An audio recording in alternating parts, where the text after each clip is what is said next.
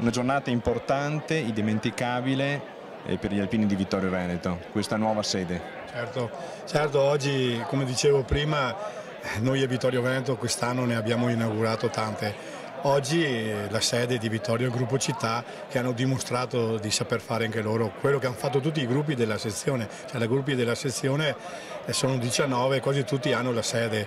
Loro oggi hanno inaugurato la loro sede e come vedete è una sede molto bella.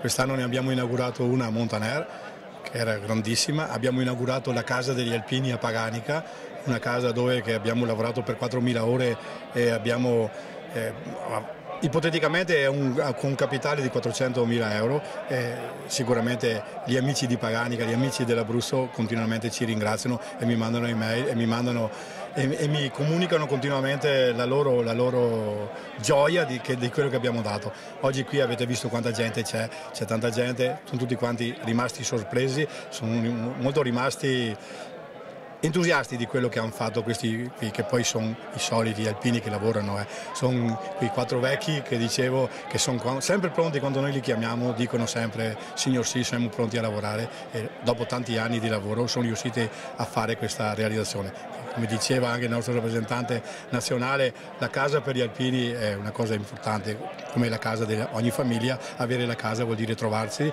vuol dire parlare, vuol dire fare, vuol dire mettersi d'accordo per andare a fare qualcosa di bello contro la gente, per la gente che ha voglia di lavorare, ha bisogno del nostro aiuto. Noi siamo sempre pronti in ogni calamità, in ogni situazione a dare il nostro apporto a questa gente e oggi siamo tutti contenti di averla inaugurata. Questa è la casa degli alpini della sezione, sono 250 iscritti, probabilmente verranno qui, si troveranno la sera come fanno tutte le altre sedi, si trovano magari 2 volte alla settimana, sicché trovano aperto chiunque vuol venire qua, troverà aperto, troverà magari fare anche la partita a carte, ma probabilmente verranno dei problemi nuovi che poi pian piano li risolveranno.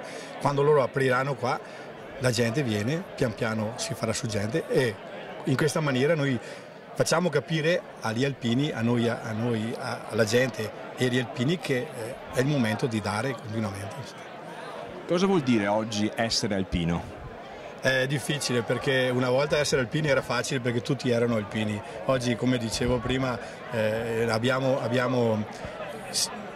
non c'è più la linfa per fare gli alpini. Io spero e lo porterò a livello nazionale, porterò avanti questo discorso, che invece di fare la mini naia, come diceva il rappresentante nazionale, di farla di 15 giorni 3 volte, la fanno una volta di 3 mesi, così quelli che sono dei ragazzi giovani, che sono dei ragazzi che si danno da fare per venire a fare. Io ho fatto la mini naia insieme a loro un mese e mezzo fa con i muli su a San Candido e abbiamo fatto 3 giorni di naia. Dopo 44 anni ho rifatto 3 giorni con l'alzabandiera, con i muli schierati, con i ragazzi schierati a Bassano che mi hanno rincontrato, mi hanno detto Presidente vieni qui che facciamo la foto, si sono ricordati di noi, dei muli che siamo andati su, sicché in questa maniera penso che potremo avere la linfa, sicché come dicevo prima finché ci sono i vecchi gli alpini non moriranno.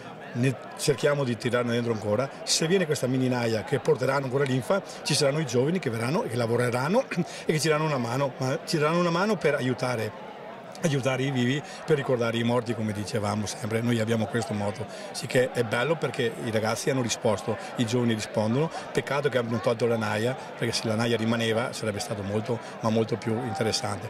Comunque noi continuiamo a dare tutti noi stessi per la comunità, per il nostro paese, per la nostra regione.